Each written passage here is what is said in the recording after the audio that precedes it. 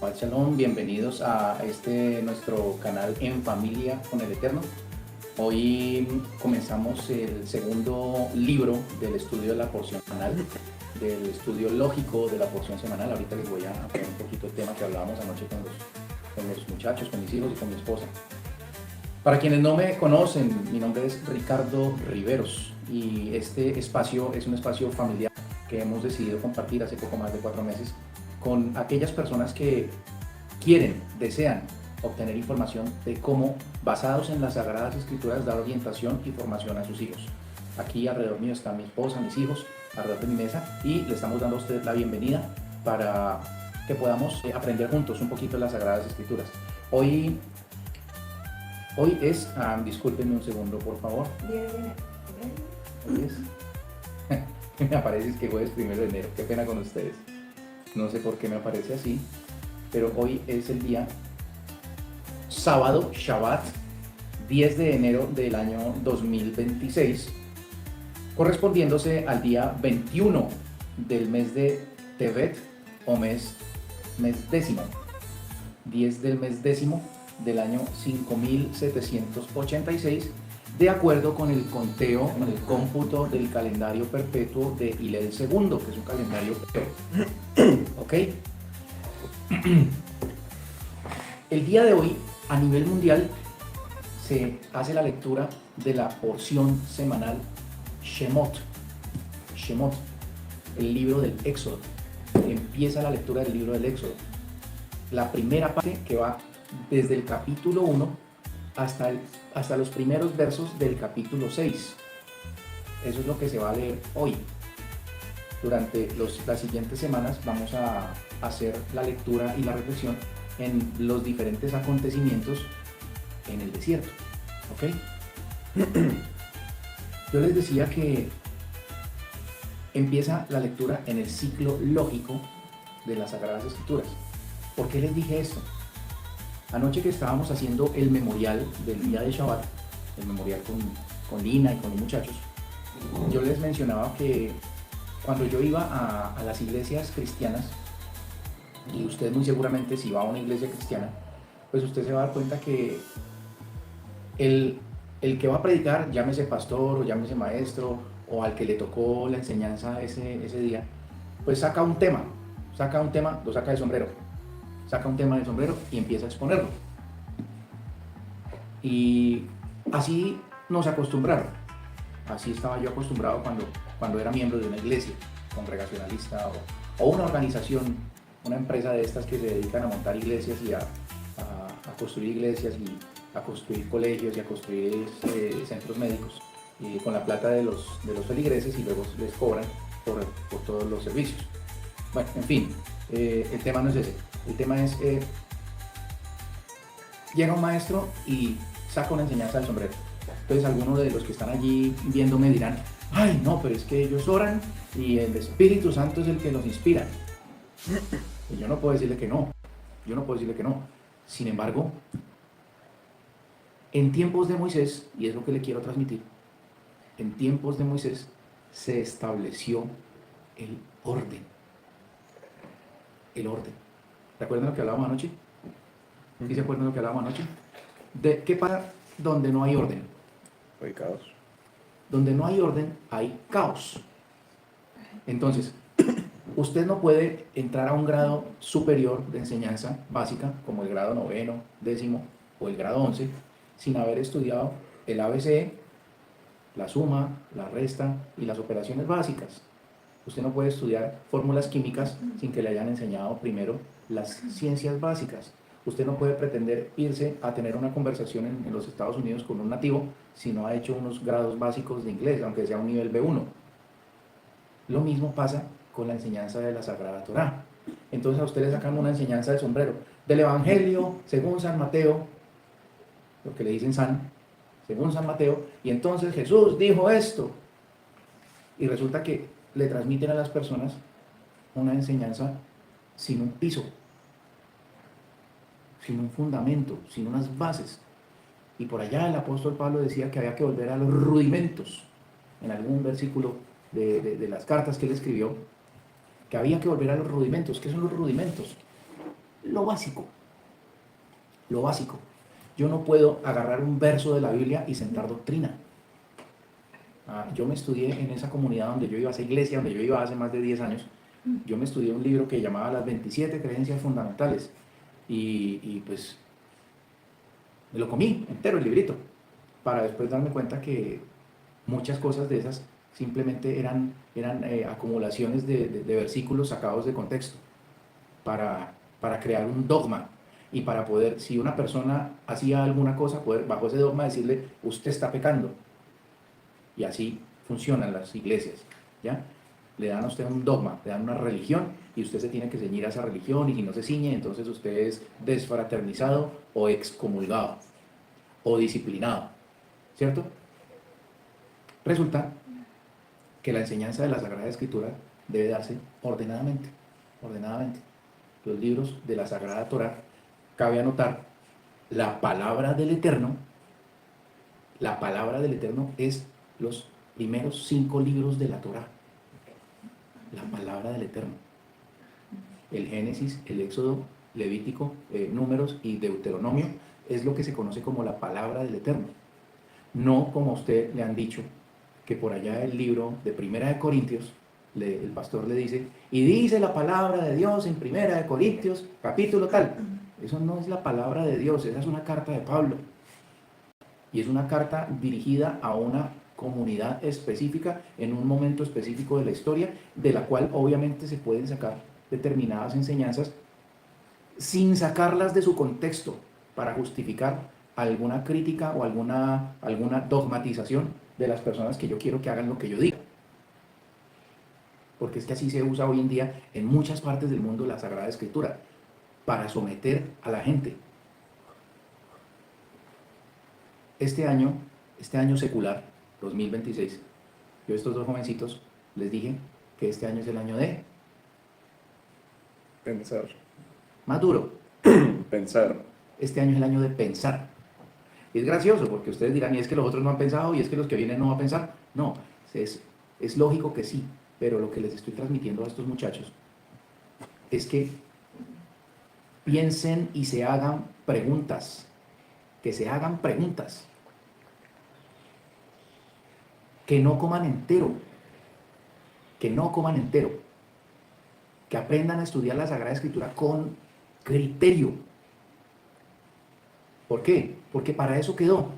Antes de comenzar la lectura de la porción semanal, que es un poco larga, yo quiero dejarle a usted un texto que está en la carta de Pablo, la primera carta que le envió a los de Corinto, que eran gentiles, personas no judías, que recibieron el mensaje de la buena nueva, el mensaje de que ya se había manifestado el Mesías prometido. Y esta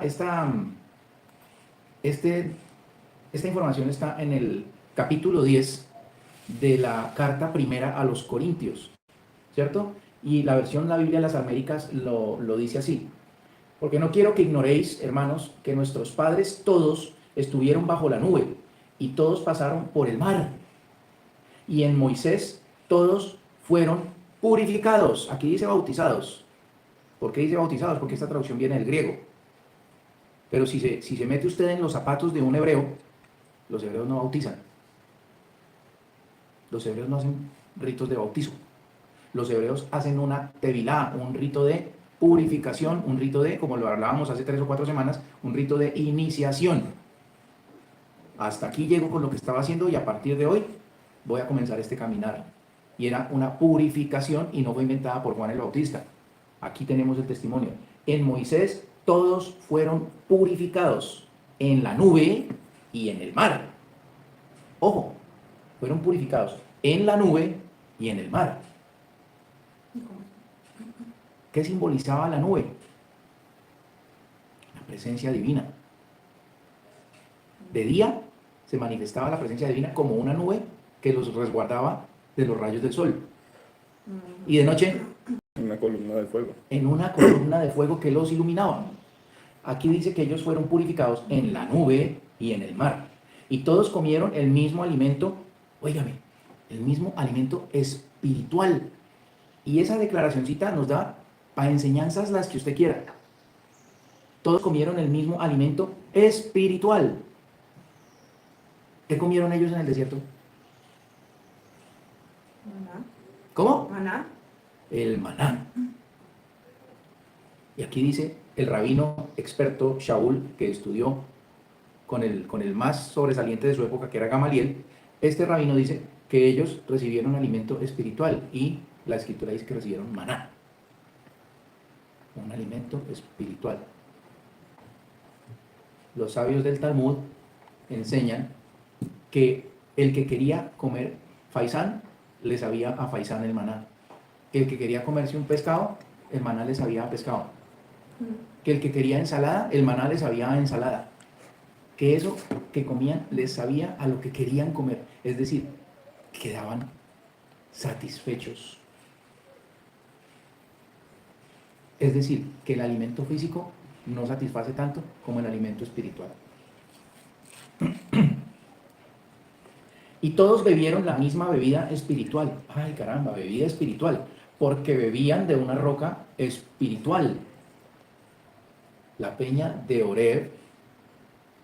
La peña de Oreb fue la peña que Moisés hirió con su bastón. Y de esa peña brotaba agua. Pero por allá en algún texto dice que la peña los acompañaba. Por ahí dice que la peña los acompañaba. ¿Cómo así? Tema para otra enseñanza también. De una roca espiritual que los seguía. Una peña, una roca, una piedra grandota que Moisés la hirió, y dice que la roca espiritual los seguía. Y la roca, aquí dice, y la roca era Cristo. Ay, si ve que Cristo andaba con ellos para arriba y para abajo. ¿Usted entiende qué es que Cristo los acompañaba para arriba y para abajo? Si usted está imaginando que Jesús, el hijo de María, andaba con Moisés antes de nacer, pues usted está muy equivocado, usted está muy equivocada. Porque los acompañaba a ellos, era el Espíritu del Eterno, el Espíritu del ungido. Por eso, a Yeshua, nuestro Maestro, hay que entenderlo como ese hombre que nació por la palabra del Eterno, en el vientre de una virgen, y que era hijo de José por la palabra del Eterno, y que ese Yeshua, cuando fue purificado por Juan en el Jordán, en ese momento se abren los cielos y una voz del cielo dice: este es mi hijo amado, en el que tengo toda complacencia. Y dicen que el Espíritu, la unción del Eterno descendió sobre él en forma de una paloma. Vino y reposó sobre él, el Mesías, el ungido. Un hombre que dispuso su vaso para que en ese vaso habitara en su plenitud la presencia del Eterno. Hay que entenderlo. Si no lo entiende, le recomiendo, cómprese un libro que se llama el libro de Enoch y busque el término el Bar Enash para que usted entienda qué significa la manifestación del Mesías. Esa unción era la que los acompañaba. Sin embargo, el Eterno Dios no se agradó de la mayor parte de ellos. Ay, ¿cómo así? Sin embargo, Dios no se agradó de la mayor parte de ellos, pues quedaron tendidos en el desierto. Dios no se agradó de la mayor parte de ellos, pues quedaron tendidos en el desierto.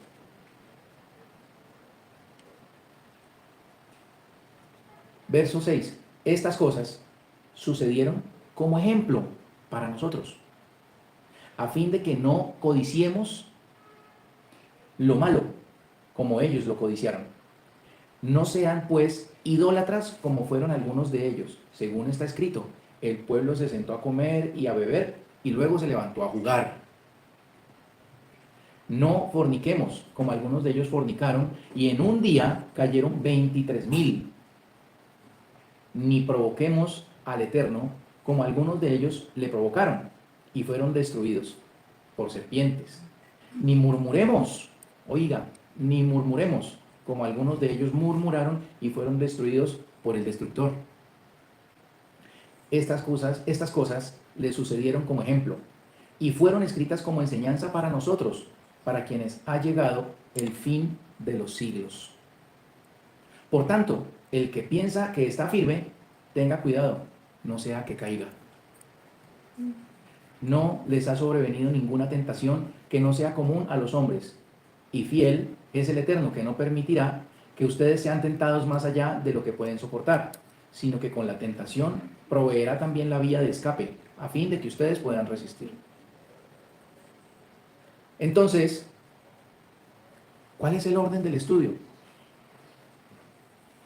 El ciclo anual de la enseñanza de la Torá, de la palabra de Dios, debe ceñirse a los 5 libros de Moisés de una manera permanente. De una manera permanente. O sea, Ricardo, que no podemos leer los evangelios, no podemos leer los salmos, no podemos leer los proverbios, no podemos leer los profetas. Claro que sí se puede. De hecho, una parte de la porción semanal es la Haftará. Hoy es el título primero del libro de Jeremías, en donde el Eterno hace mención de cómo su pueblo lo seguía como una novia que lo seguía fielmente por el desierto. Sí se puede estudiar los otros libros. Lo que no se debe hacer es una mezcolanza y sacar enseñanzas del sombrero, porque para eso quedó establecido cómo se debe hacer la lectura de la Sagrada Torá cada Shabbat en una congregación, para que tengamos un orden lógico. Yo estoy seguro que los que han visto estas enseñanzas desde el mes de octubre, porque pues en septiembre empezamos, pero ya eran las últimas 3 porciones de la Sagrada Torá, y el ciclo lo empezamos más o menos en octubre, con el libro de Génesis, con Bereshit, la primera porción, que se llama Bereshit, así como esta se llama Shemot. Yo estoy seguro que si alguien se sentó a ver estas enseñanzas detalladamente, con calma, con paciencia, porque soy consciente, se los digo aquí abiertamente, soy consciente que no todo el mundo se te sienta más de media hora a ver a un tipo hablando en YouTube. Eso yo lo tengo claro. Por eso hemos tomado también la decisión de sacar unas porciones de las enseñanzas en unos shorts de 3 o 4 minutos para que usted pueda recibir algo en un corto tiempo. Pero si usted se sienta a ver las enseñanzas, le aseguro que usted al final de este ciclo de Torah va a lograr haber aprendido bastante con respecto a lo que creía que conocía.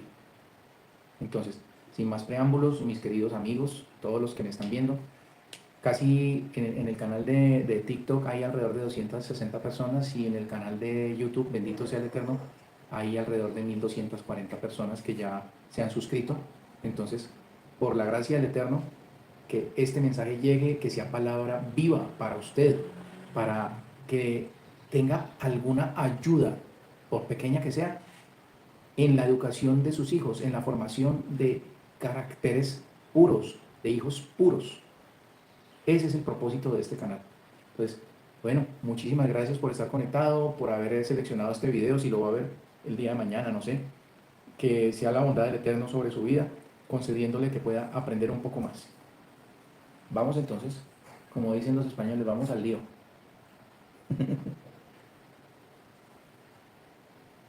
En hebreo, el libro de Shemot significa nombres. La palabra Éxodo significa la salida. Nombres. Tomado las primeras palabras del libro. Ve'ele Shemot. Estos son los nombres.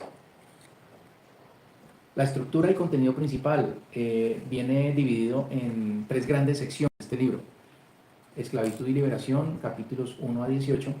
La revelación en el Sinaí, capítulos 19 al 24. Y el santuario y el culto, capítulos 25 al 40.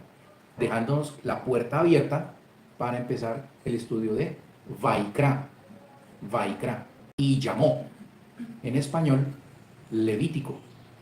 ¿Por qué le pusieron Levítico?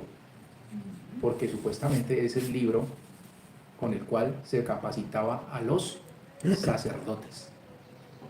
Era la instrucción para los sacerdotes. En el Levítico ustedes van a ver, dile a los hijos de Aarón. Va a haber varias veces, dile a Aarón y a sus hijos. Va a encontrar varias veces eso. Entonces son cosas que correspondían al sacerdocio. Pero también hay cosas que correspondían a todo el pueblo. Dile a los hijos de Israel. ¿Ok? Y están todas las formas que terminan en Éxodo con la construcción de un santuario portátil con el cual ellos convivieron mucho tiempo, hasta tiempos del rey David, porque el santuario portátil llegó un momento en que pues, seguía siendo portátil, pero lo dejaron ya en Siloé. ¿Ya? De ahí pasa a la construcción del templo.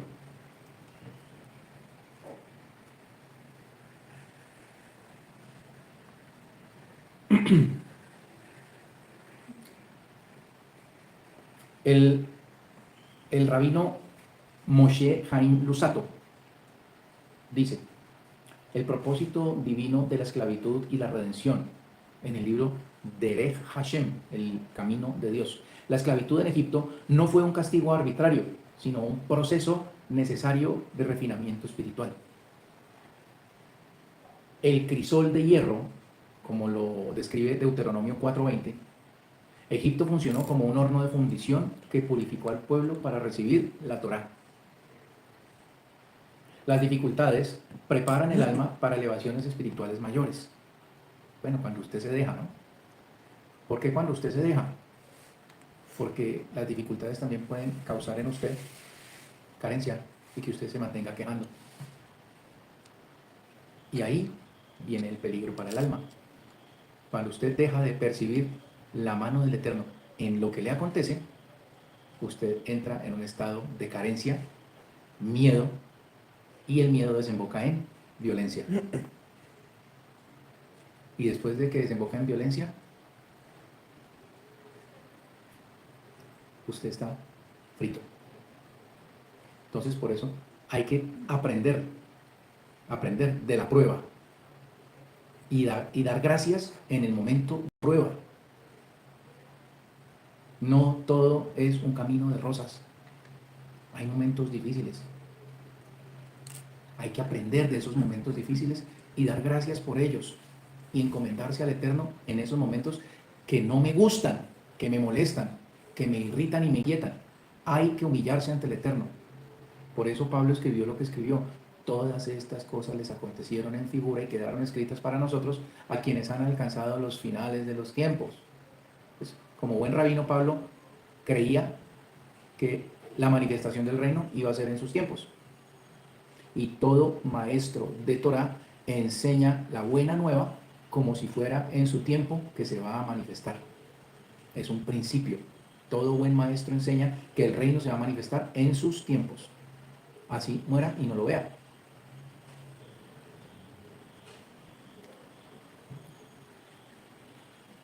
Después de eso vienen las 10 plagas. Luego viene el nacimiento espiritual, el Éxodo. En la filosofía de el Ramjal, la salida física simboliza la capacidad humana de trascender limitaciones materiales para alcanzar la proximidad divina. Y también habla de un éxodo diario. Cada persona debe experimentar su propio éxodo de limitaciones internas.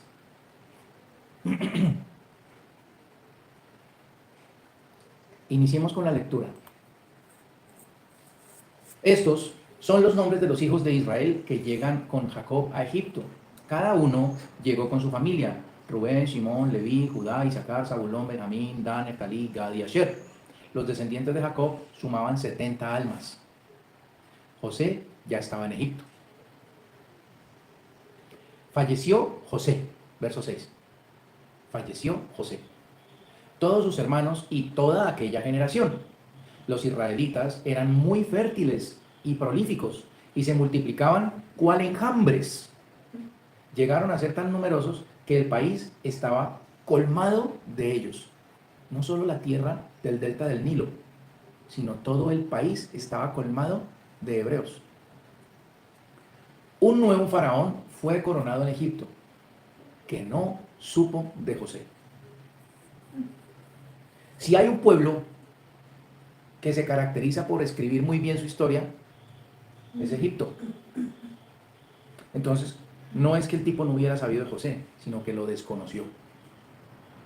Desconoció el mérito del semita, que ellos lo llamaron el salvador de Egipto, el intérprete de sueños. Era un semita. Él lo desconoció. Y le dijo a su pueblo: Miren, el pueblo de los israelitas se está haciendo más numeroso y más poderoso que nosotros. Tramemos algo contra él. De lo contrario, se multiplicará y en caso de guerra se va a unir a nuestros enemigos y luchará contra nosotros y abandonará el país. Por eso, nombraron sobre él recaudadores de impuestos para oprimirlo con sus cargas, edificar ciudades de depósitos para el faraón, Pitón y Ramsés. Esos eran los nombres de las ciudades. Dice aquí que mandaron a los israelitas a hacer pirámides. No. Ok.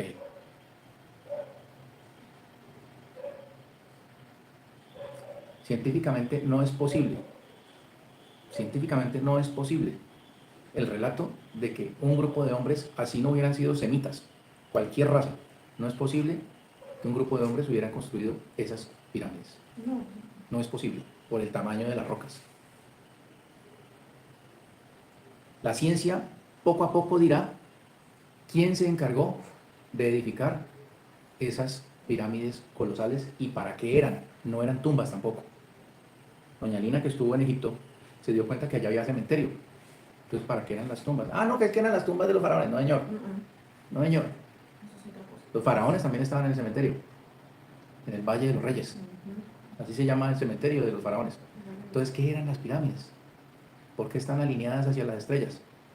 Eso, la ciencia lo va a ir descifrando poco a poco y ya se están dando estudios. Pero aquí, la Torá, ¿qué nos dice? Edificar ciudades de depósitos para el faraón, y da los nombres de las ciudades: Pitón y Ramsés. Esos eran los nombres de las ciudades que obligaron con trabajo forzado los egipcios a los descendientes de Jacob. Sin embargo, cuanto más maltrataban al pueblo, más se incrementaba y más se expandía. Por eso estaban intranquilos por los israelitas.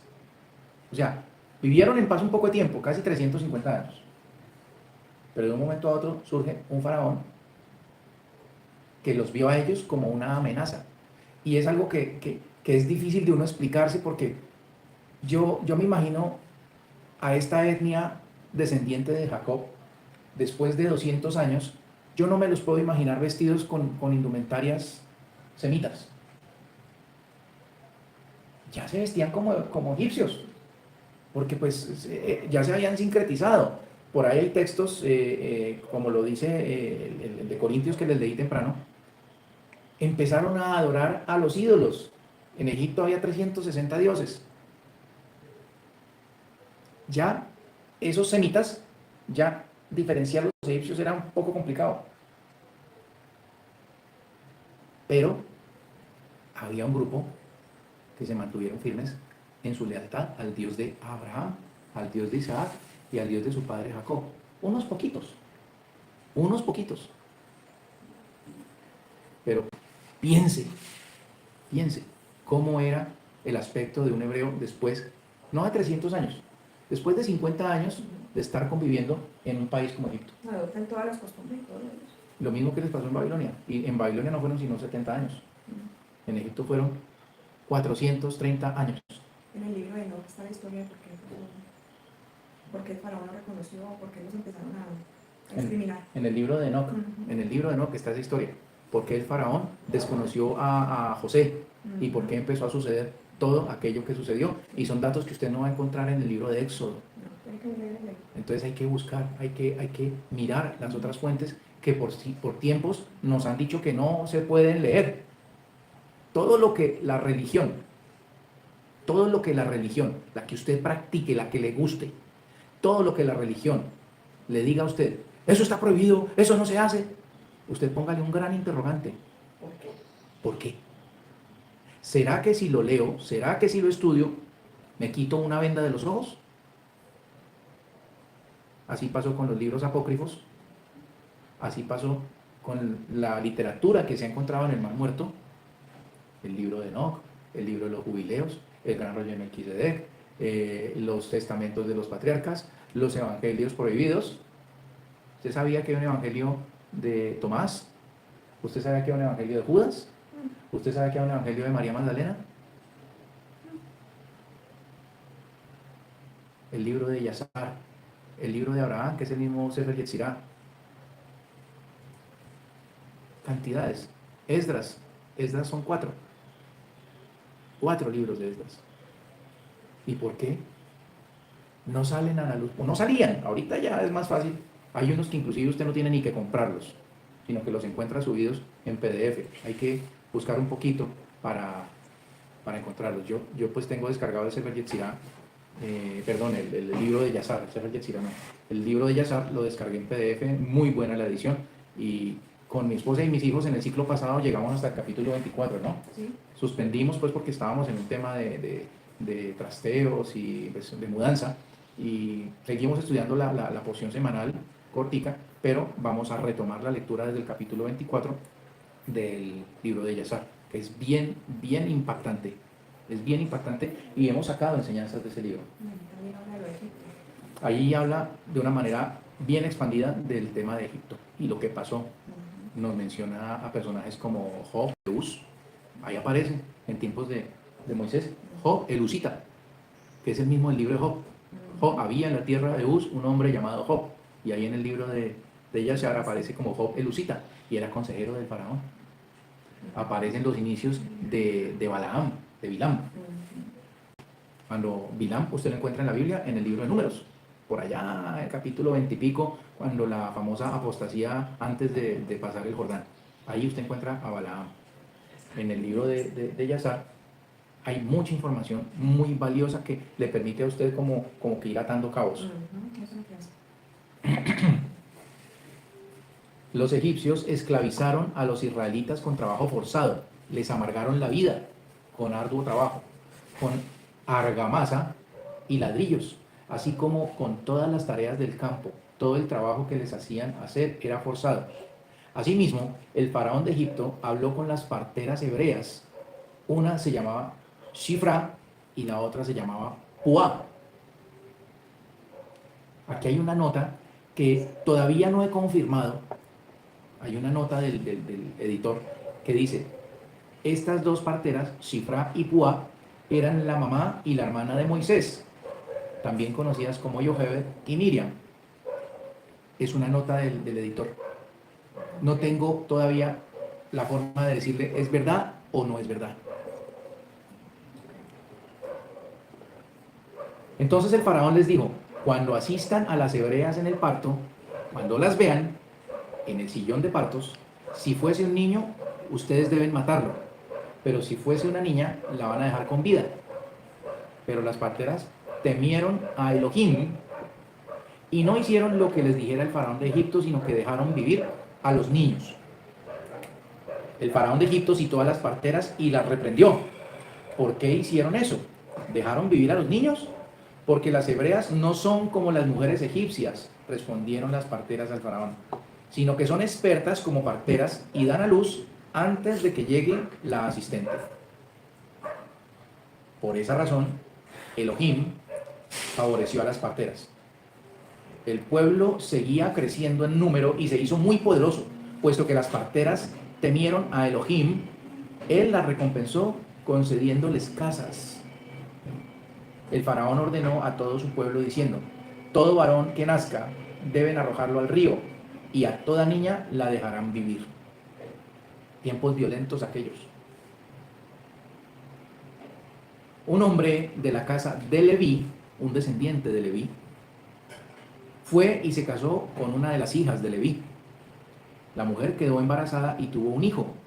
Vio que era un niño excepcional y lo escondió por 3 meses. Pero al no poder ocultarlo más tiempo, tomó un cesto de juncos y lo recubrió con arcilla. Luego con brea colocó en él al niño y lo dejó entre los juncos a la orilla del río Nilo. Su hermana se ubicó a cierta distancia para estar al tanto de lo que pasara con él. La hija del faraón bajó al río a bañarse. Mientras sus siervas se paseaban por la orilla del río, ella vio el canastillo entre los juncos y envió a su criada para que se lo trajera. Al abrirlo, vio al niño. El niño lloraba. Le tuvo compasión y dijo, este niño es hebreo.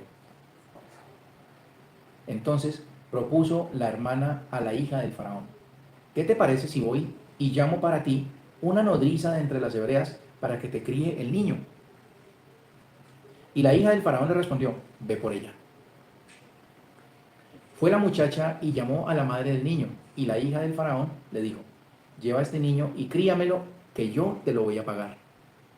Entonces la mujer se llevó al niño y lo crió. Al crecer el niño, lo entregó a la hija del faraón, que lo adoptó como hijo y lo llamó Moshe, significando, de las aguas lo saqué. Y no es un nombre hebreo. Y no- ya doña Lina dice, no es un nombre hebreo. ¿Por qué doña Lina dice que no es un nombre hebreo si casi todos los judíos se llaman Moshe? Los judíos se reparten el nombre. Jacob, Abraham, Isaac y Moshe y David y Shlomo. Y si es niña, Shlomi. ¿Ah? ¿Qué significa el nombre Moshe? O sea, dice, significando de las aguas lo saqué. De las aguas lo saqué. Maim Shua. De las aguas lo salvé. En hebreo sería. Maim Shua. Pero aquí es Moshe o Moshe. Y yo en mis meditaciones pensaba si lo adoptó la hija de un faraón y los faraones se llamaban Ramshe, pues el niño no llevaba el Ra, porque Ra, ¿quién era? La principal deidad de los egipcios, Ra. Pero ella decía, no, pues él es criado por mí. Entonces él por lo menos va a ser Moshe, no va a ser Ramoshe, va a ser Moshe. Y le dio el nombre Moshe. Y allí significaba que el niño de alguna manera había sido favorecido por los dioses.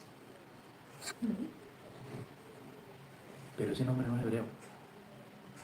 De hecho, usted leyendo el libro de Éxodo, y vamos a ir poco a poco mirando, Moshe tuvo más de 10 nombres.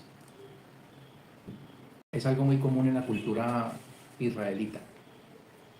De acuerdo con la misión que usted tenga, tiene un nombre. Es algo muy de ellos. Lo vamos a ir entendiendo poco a poco. Resulta que en aquellos días, siendo Moshe grande, salió a visitar a sus hermanos y observó sus sufrimientos. Vio que un egipcio golpeaba a un hebreo, uno de sus hermanos.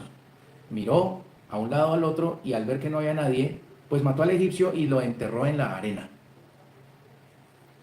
Al día siguiente, al salir, vio dos hebreos que estaban peleando.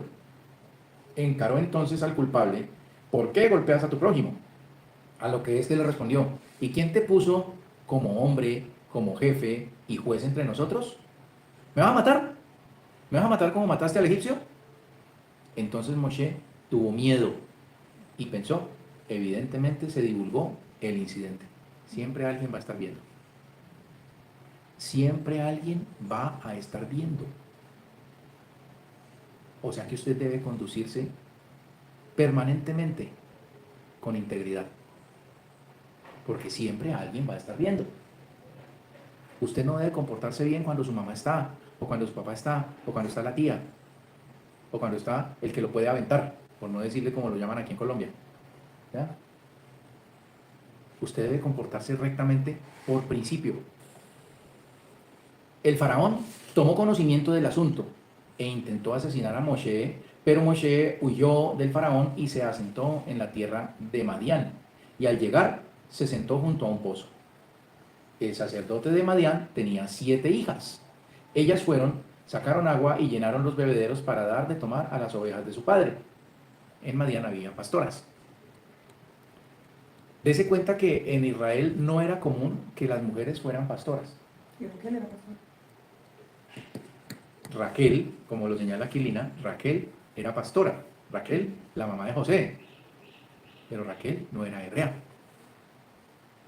Raquel era, no cananea, No, no, ciega. Raquel era de los descendientes de la familia de Abraham. Era hija de Labán. Labán era hijo de Betuel arameo. ¿De acuerdan? Sí. Las personas que no eran del linaje abrahámico, de Abraham para acá, tenían por costumbre que sus hijas también fueran pastoras. Aquí encontramos entonces que las hijas de Madián sí eran pastoras, pero no eran del linaje de Isaac, eran de otro descendiente de Abraham, hijo de Abraham con... ¿Quién era la otra señora? ¿Cómo que llamaba? Setura, que no era Agar, como lo dicen por ahí, que Agar era la misma Setura. No, señores, Setura es la mamá de 12 hijos de Abraham. Entre ellos está Madián. De este linaje vienen estas muchachitas. Y de esas muchachitas está la famosa pajarita, Sifora. O, como usted lo entiende hoy, Séfora. Significa pajarita. Ese era el nombre, la pajarita. Pero vinieron unos pastores y las echaron. Entonces Moshe se levantó a defenderlas y abrevó al rebaño de ellas. Al retornar a lo de su padre Reuel, espérese, ¿cómo así? El papá se llamaba Reuel y no resulta que se llamaba era Yitro o Yetro o Jetro, como usted lo conoce. No, aquí dice, al retornar a lo de su padre Reuel, él les preguntó, ¿por qué hoy regresaron tan pronto? Y ellas le respondieron, un hombre egipcio, oiga, un hombre egipcio. ¿Qué fue lo que vieron? Un calvo. ¿Un semita? ¿Un semita de barba y túnica de rayas? Como lo pintan en las películas, ¿no? En las películas de Moisés y los 10 mandamientos y toda esa vaina. ¿Eso fue lo que vieron esas muchachitas? ¿Qué fue lo que vieron? Un egipcio, un tipo calvo y blanco. Eso fue lo que ellas vieron. Un egipcio nos salvó de los pastores. Además, sacó agua para nosotras y dio de beber al rebaño. Aquí me está llegando un correíto. Y ese correíto que me está llegando no es un email, un correo que me está llegando. Y me dice, dígales que eso es lo mismo que está pasando con el Mesías que los judíos no reconocen, porque está vestido como un gentil. Si hay algún judío que me está viendo y que todavía tiene dudas de que el Jesús que le están mostrando a usted, como usted lo relaciona con el de la Inquisición, con el que lo utilizó la Iglesia Universal en tiempos de la Edad Media para matar a judíos y expropiarlos y quitarles sus cosas y hacerlos convertir forzadamente, y en el nombre de ese Jesús, ese no es. Ese es un impostor que se inventaron y que en el libro de Revelaciones es descrito con un nombre bastante complicado de entender. ¿Ya? También en el libro de Enoch lo mencionan de esa manera. Y no es hoy que se los voy a decir, pero ya usted, el buen entendedor, ya me está entendiendo de quién estoy hablando. El Yeshua hebreo, muchos judíos hoy en día no lo reconocen y están siendo rescatados por él y simplemente dicen, un egipcio nos salvó, un gentil nos salvó, porque no lo han reconocido. Sigo adelante. Dijo él a sus hijas, ¿y dónde está ese egipcio? ¿Por qué abandonaron al hombre? Llámenlo para que coma pan. Moshe aceptó quedarse con el hombre y él le dio a Moshe a su hija Sifora. Ella tuvo un hijo y él lo llamó Gershón, significando extranjero he sido en tierra extraña. Ahí ya debió pasar como año y medio en ese relato de 5 versos, si no es que haya sido más, pues. Entonces le nace su primer hijo a Moshe, llamado Gersón, y la esposa se llama Sifora. Después de muchos días, murió el faraón de Egipto, y los israelitas gemían a causa de la esclavitud. Clamaban, y el grito de ellos por el trabajo a que estaban sometidos llegó a Elohim, y Elohim escuchó sus lamentos. Entonces Elohim se acordó de su pacto con Abraham, con Isaac y con Jacob. Elohim vio a los israelitas. Elohim se interesó.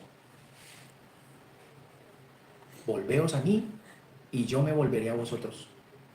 el pueblo hebreo se había olvidado, en su gran mayoría, de su Dios.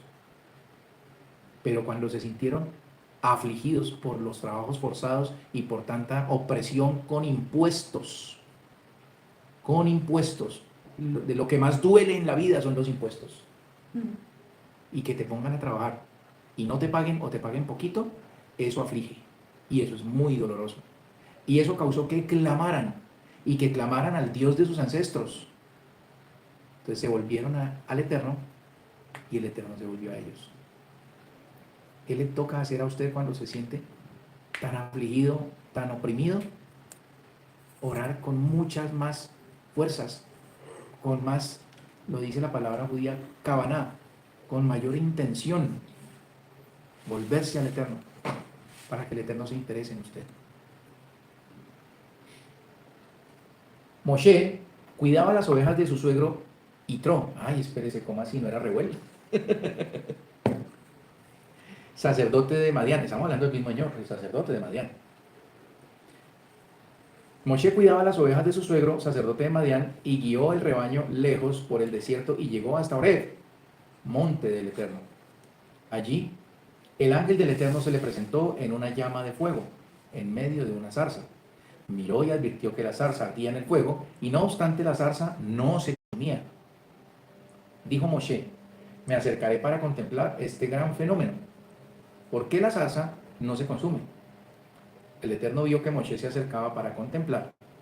Lo llamó el Eterno desde la zarza así: Moshe, Moshe. Y él respondió: aquí estoy. Dijo él: no te acerques, quita el calzado de tus pies, porque el lugar en el que te encuentras es tierra sagrada. Y agregó: yo soy Elohim de tus padres, Elohim de Abraham, Elohim de Isaac y Elohim de Jacob. Entonces Moshe se cubrió la cara porque temió mirar a Elohim, y dijo el Eterno: en efecto, vi el sufrimiento de mi pueblo en Egipto. Escuché su clamor por culpa de sus capataces y sé muy bien de sus padecimientos.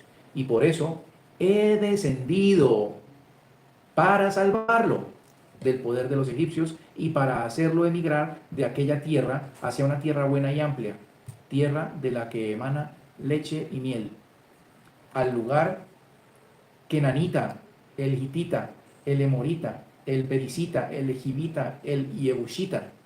Y ahora, mira, el grito de los israelitas llegó hasta mí, y también vi la crueldad con que los egipcios los oprimen.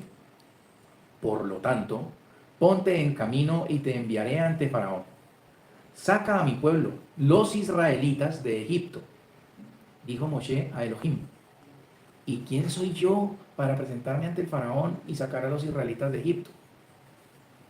Él le respondió: pues yo estaré contigo, y esto será tu señal de que yo te he enviado. Cuando saques al pueblo de Egipto, servirán a Elohim en este monte. Y ahí ya llevaban 40 años Moshe cuidando ovejas. En este relato de 30 versículos. Ya ahí habían pasado 40 años formándose, cuidando una de las razas o de las especies de animales más tonto que existe: las ovejas. ¿Y sabían eso? Las ovejas son tontas. Oveja pendeja. Las ovejas son tontas. Ajá. Si el pastor no está encima, se pierden. Se descuidan comiendo y ¡pum!, se pierden. 40 años desarrollando paciencia. La principal característica del verdadero líder: la paciencia, no el juicio, no la recriminación, no el regaño, la paciencia. ¿Usted quiere liderar? ¿Usted quiere liderar? ¿Usted quiere liderar? Desarrolle paciencia. Moshe le dijo a Elohim: mira, cuando me presente ante los israelitas y les diga: el Elohim de sus antepasados me envió hacia ustedes, y ellos me preguntasen cuál es su nombre, ¿qué les voy a decir? Entonces respondió el Eterno: Eye, Asher, Eye. Así le contestó en lengua hebrea: Eye, Asher Ehyeh. Seré el que seré. No es yo soy el que soy. No. Seré el que seré. Y agregó, así les dirás a los israelitas, Ehyeh me envió a ustedes. Además, Elohim le dijo a Moshe, diles a los israelitas, el Eterno, el Elohim de sus antepasados, el Elohim de Abraham, el Elohim de Isaac y el Elohim de Jacob, me envió a ustedes. Este es mi nombre eterno y está en la forma en que debo, y esta es la forma en que debo ser llamado en todas las generaciones. Anda, reúne a los ancianos de Israel y diles, el Eterno, el Elohim de sus antepasados se ha presentado ante mí. Entonces, el Elohim de Abraham, de Isaac y de Jacob, diciendo, en efecto he puesto mi atención en ustedes. Ya tienen mi atención. Y en el trato que les dan en Egipto, y dije, los libraré de la opresión de Egipto, a la tierra y los llevaré a la tierra del Kenanita, del Hitita, del Emorita, del Prisita, del Jibita y del Jebusita, tierra de la que fluye leche y miel. Ellos obedecerán a tu voz, y entonces te presentarás tú con los ancianos de Israel ante el faraón de Egipto y le dirán, el Eterno, el Dios de los hebreos, se nos ha presentado y ahora, por favor, nos alejaremos una distancia de 3 días de viaje por el desierto para ofrecer sacrificios al Eterno, a nuestro Dios. Pero yo sé que el faraón de Egipto no los dejará salir, si no es por la fuerza. Entonces extenderé mi mano y castigaré a Egipto con todas mis maravillas que obraré en él, y después los dejaré ir. Además, agraciaré a este pueblo a los ojos de los egipcios, de modo que cuando partan no se vayan con las manos vacías. Cada mujer pedirá a su vecina y a la que alojase en su casa artículos de plata, artículos de oro, prendas de vestir, y las pondrán sobre sus hijos y sobre sus hijas, y despojarán a Egipto.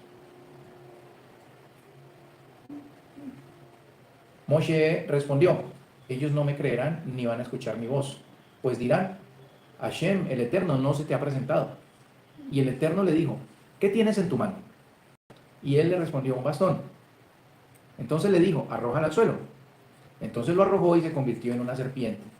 Y Moshe escapaba de ella. Entonces el Eterno le dijo a Moshe, extiende tu mano y tómala por la cola.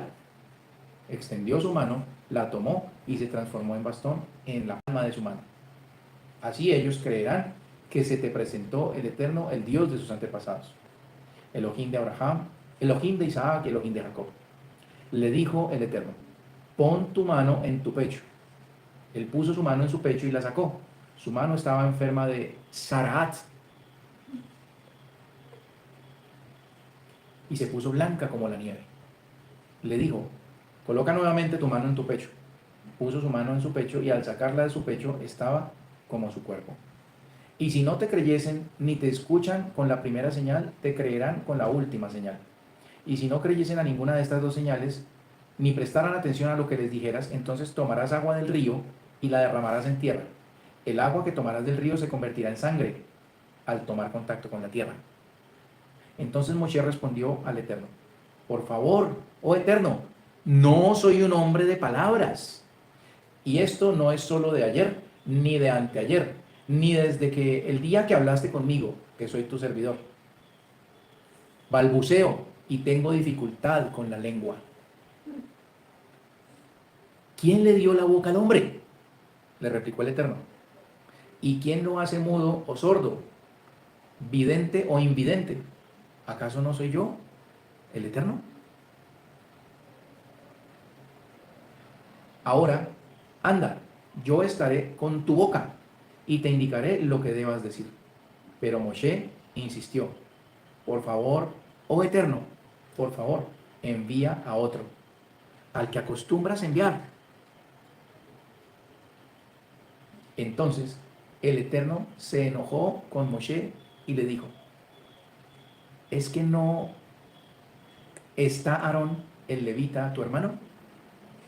Yo sé que él puede hablar. Mira, Él irá a tu encuentro.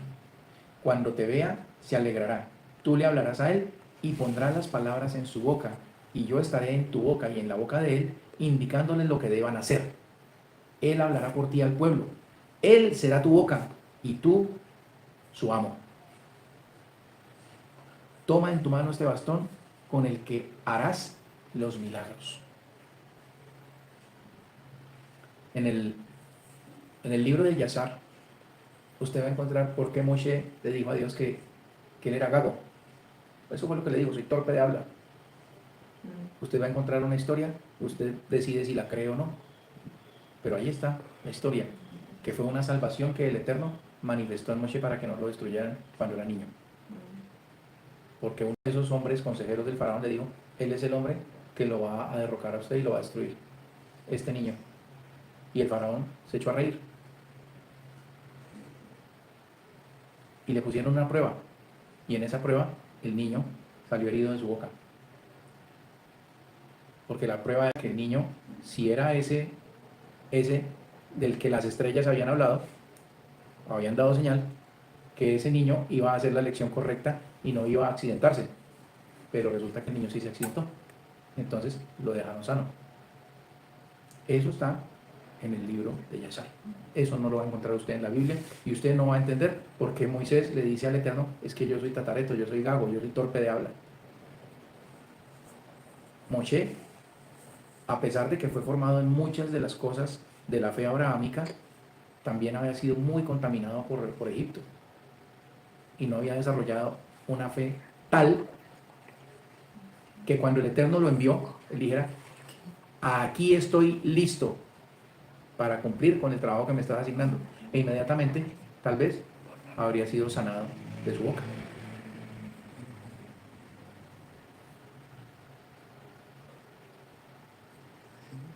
Entonces Moshe se fue y volvió a donde su suegro, Yitro, y le dijo, debo regresar junto a mis hermanos que están en Egipto, veré si aún viven. Yitro le respondió a Moshe, anda en paz. El Eterno le dijo a Moshe, en Madián, anda, retorna a Egipto, porque murieron todos los que pretendían matarte. Moshe tomó a su mujer y a sus hijos, los montó sobre un asno y se volvió a la tierra de Egipto. Moshe tomó en su mano el bastón de Elohim. Dijo el Eterno a Moshe, al volver a Egipto, pon tu atención en hacer ante Faraón todas las maravillas que habré puesto al alcance de tu mano. Yo haré que él se ponga terco y no deje salir al pueblo. Le dirás al Faraón, así dijo el Eterno, Israel es mi hijo, mi primogénito. Y te digo que dejes salir a mi hijo para que me adore, pero si te niegas a dejarlo salir, yo mataré a tu hijo mayor.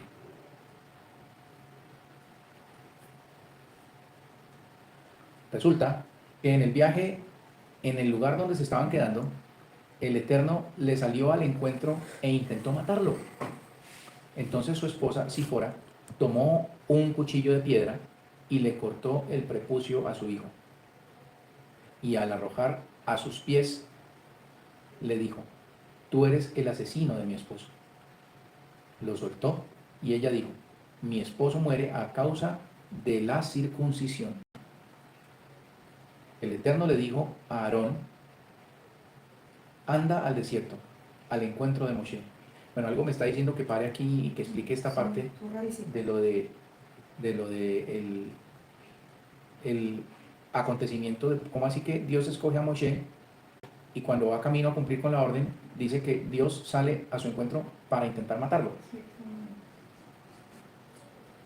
Y resulta que su esposa toma un cuchillo de piedra y le corta el prepucio a su hijo. O sea que Sipora, de alguna manera, tenía claro en su mente que a Abraham se le había dado una orden. ¿Cuál era esa orden? La señal del pacto. La señal del pacto. Circuncidarás a todo hijo varón al 8º día. Muy seguramente Moshe había pasado por alto eso. Y muy seguramente estos dos versos, 24 y 25 del capítulo 6, ¿sí? Capítulo 6, 24 y 25, perdón, del capítulo 4, 24 y 25, quedaron de esa forma para que a los del pueblo hebreo jamás se les olvidara que tenían que hacerle la circuncisión a sus hijos, haya sido el llamado que hayan recibido cualquiera, que no podían olvidar la señal del pacto. Esa señal del pacto se dio para los descendientes consanguíneos de Abraham, el linaje de Abraham, el linaje en la carne de Abraham, y para todos los siervos que vivieran dentro de sus ciudades. ¿Usted quiere hoy en día practicar la circuncisión? Maravilloso. ¿Quién cumple cuando se hace una circuncisión? ¿El que se circuncida o quién es el que cumple? ¿El que circuncida? ¿Quién es el que cumple? ¿A quién se le ordenó circuncidar? Abraham, ¿no? Al Padre. Ah, Si usted se circuncida, bueno, muy bueno, es una buena práctica. Si usted circuncida a sus hijos, usted está cumpliendo con un precepto. Si usted circuncida a sus hijos, está cumpliendo con un precepto. Pero ese precepto fue dado al linaje de Abraham. El rabino Shaul lo dice: el que esté circuncidado, quédese circuncidado, y el que esté incircunciso, quédese incircunciso.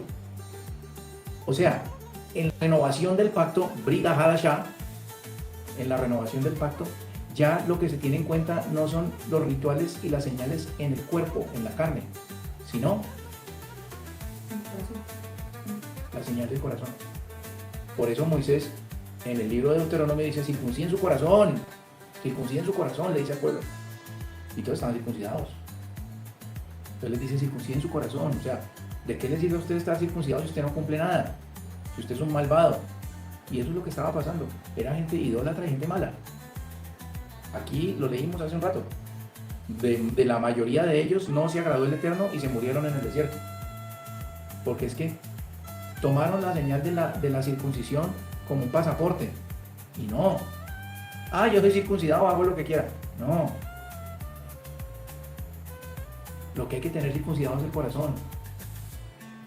Esa es la señal. Tener un corazón limpio, puro, recto. Si usted quiere practicar la circuncisión en la carne, pues hágale. Pues cuando yo conocí este caminar, yo me mandé a circuncidar. Y mis 3 hijos son circuncidados. Ese es el entendimiento que yo había recibido hasta ese momento. Hoy en día entiendo. También el Eterno no me mide por haberme hecho una circuncisión, ni por habérsela hecho a mis hijos. Hoy entiendo eso. Porque es que yo estoy cubierto por el pacto renovado.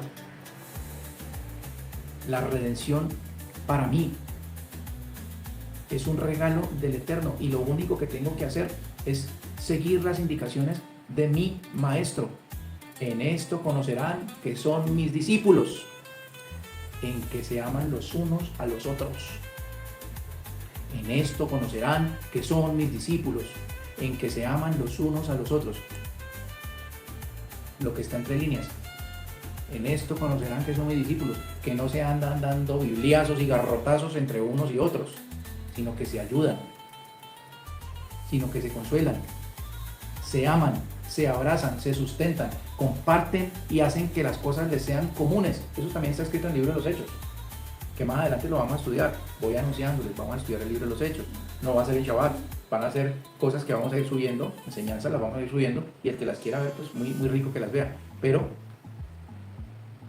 esa es la credencial que lo va a acreditar usted para formar parte del grupo de los elegidos. Que se amen los unos a los otros. Seguimos adelante. El Eterno le dijo a Aarón: anda al desierto al encuentro de Moshe Fue y lo encontró en el monte de Elohim y lo besó. Entonces Moshe le contó a Aarón todas las palabras del Eterno, la misión que le ordenó y todas las maravillas que le encomendó. Moshe y Aarón fueron y reunieron a todos los ancianos de los israelitas. Aarón expuso todas las palabras que dijera el Eterno a Moshe, quien hizo las señales milagrosas a los ojos del pueblo. El pueblo creyó. Aceptaron el mensaje de que el Eterno ha otorgado especial providencia a Israel y que él ha visto su sufrimiento. Entonces inclinaron la cabeza y se prosternaron.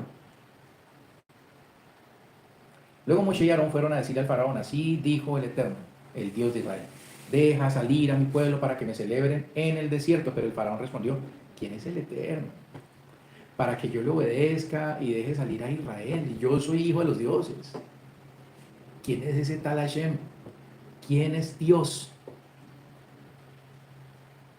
No conozco a ese Dios, ni tampoco dejaré salir al pueblo de Israel.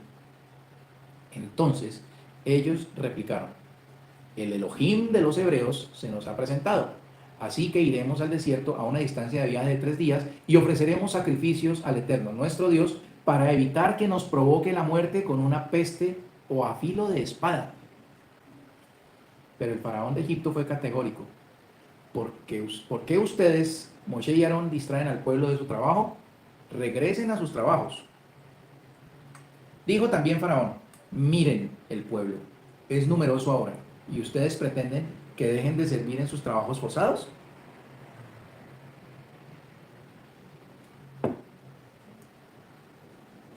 Ese mismo día, el faraón ordenó a los jefes y capataces a cargo del pueblo, diciendo: no entreguen más paja al pueblo para hacer ladrillos, como hasta ahora. Que ellos vayan y que recojan para ellos la paja. No obstante, continuarán exigiéndoles la misma cuota de ladrillos que hacían antes. Nada reducirán de ella, porque son unos holgazanes, y por eso gritan diciendo: vayamos a ofrecer sacrificios a nuestro Dios. Exijan aún más a los hombres, que estén ocupados, para que no hagan caso a palabras falsas. Salieron entonces los jefes y capataces a cargo del pueblo y se dirigieron al pueblo diciendo: así dijo el faraón, yo no les voy a dar más paja. Ustedes mismos deben ir a recoger paja en donde la encuentren, pero no por eso podrán disminuir su cuota de trabajo. Entonces el pueblo se esparció por toda la tierra de Egipto a juntar rastrojo para usarlo como paja. Los jefes presionaban diciendo: terminen el trabajo, la cuota diaria estipulada como cuando había paja. Los capataces de los israelitas, quienes fueran nombrados por los jefes del faraón para ejercer sobre ellos, eran castigados.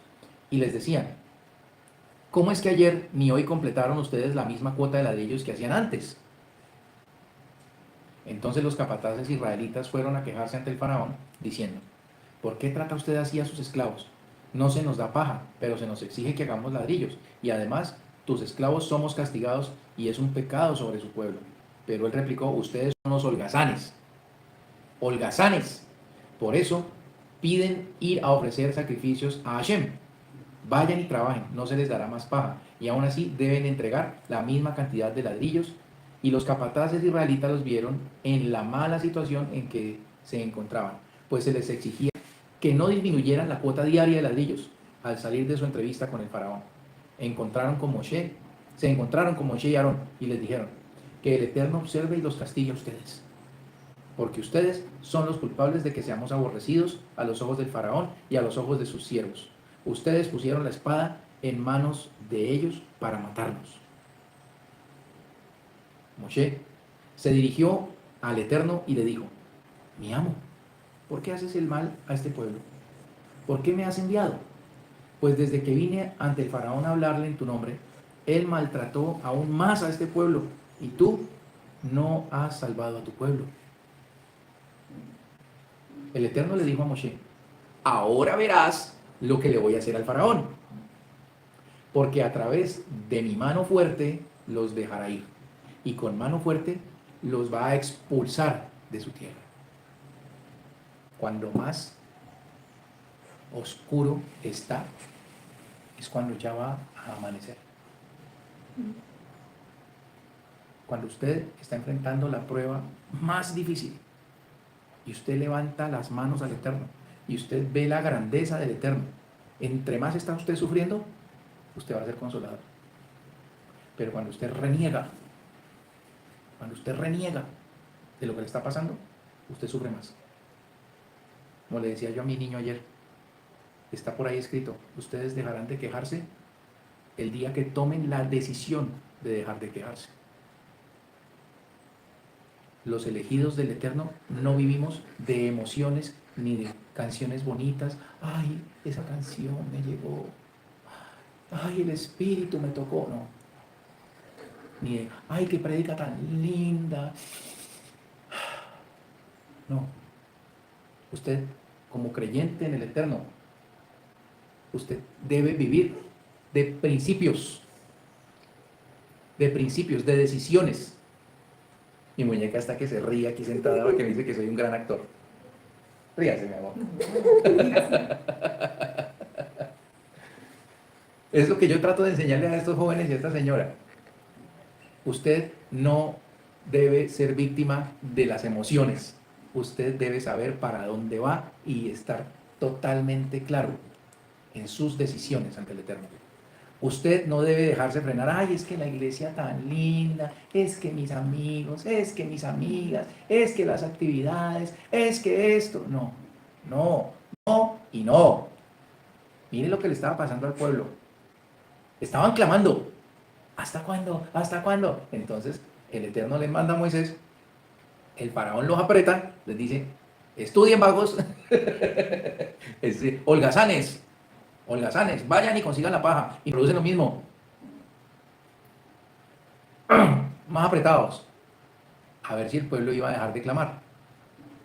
Era para que el pueblo se sintiera seguro de lo que quería. Porque ahora sí, vas a ver lo que le voy a hacer al faraón. Y nos vemos la próxima semana para que veamos lo que el Eterno le iba a hacer al faraón. Que el Eterno los llene de sus bendiciones, que les fortalezca en la firmeza de carácter, que les ayude a poner el pie encima de la emocionalidad, del sentimentalismo, y que les permita ser decididos y apegarse únicamente a Él. Ese es mi deseo y el deseo de esta familia. Un abrazo fuerte y Shabbat Shalom. Bendiciones.